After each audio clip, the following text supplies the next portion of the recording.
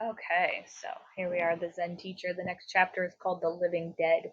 And it starts with the quote: "The unpardonable sin is the sin of inadvertence, of not being alert, not quite awake."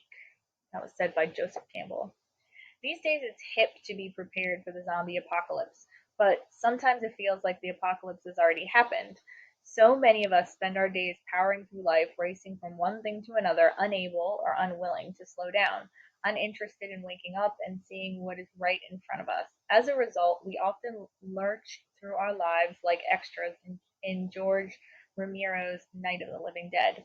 If you haven't noticed these modern day zombies, you may be one. I know I certainly can be.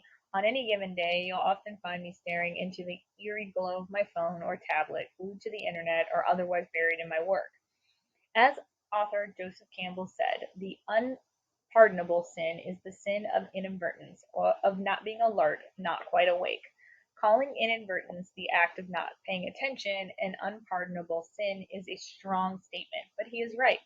To be a zombie in this world is to waste the gift we've been given, to disrespect and devalue our lives, and to neglect the beauty surrounding us in favor of behaving like a machine. Unaddressed, our own inadvertence can kill our spirit and deaden our hearts. So, what does it mean to be awake? It means slowing down and being alert to our environment and not getting stuck in the mind heart drain of modern society's hyper paced vortex. Waking up means wanting less stuff, tolerating less noise, and engaging in fewer obligations so that you can take a breath without taking on a new responsibility or carrying around baggage from the past.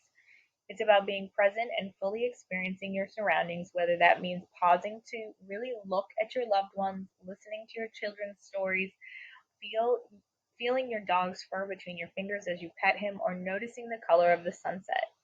It means noticing the red barn in the middle of the emerald meadow, smelling the soft rain, tasting the purple onion on the barbecued hamburger, or listening to Hey Jude by Wilson Pickett solely to appreciate June Almond's guitar solo.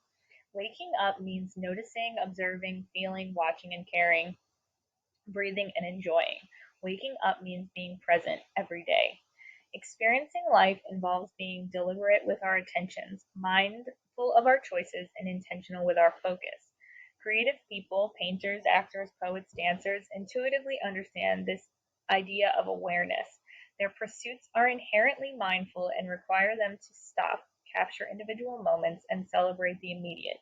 We can learn from this approach and apply it in our classroom. To make the most of the finite moments you're allotted for your classroom, you must choose how you will spend each one. Being awake in the classroom offers particularly special rewards. When you're fully present, you are aware of the student who is struggling academically or personally. You'll make the time to listen to him to see if you can help fix the problem. You'll discover new jewels in your lesson, even if you've taught the concept a million times, and you'll notice changes that need to be made, whether it's in the books from which you teach, the way the desks are arranged, or the lesson you've designed. The best part of teaching, in fact, my favorite part, is that if you pay attention, you'll see the light turn on in a child's mind. You'll recognize the improvement and you'll experience the joy, wonder, and magic of learning. And what in this whole world could be better than that? If you miss that moment, why even be there? Trust me, there is no room for zombies in education. So your Zen teacher assignment for this week is to carve out time in your day to completely unplug from every device, every piece of technology. Focus on nothing else but nature, perhaps, and the rhythm of your own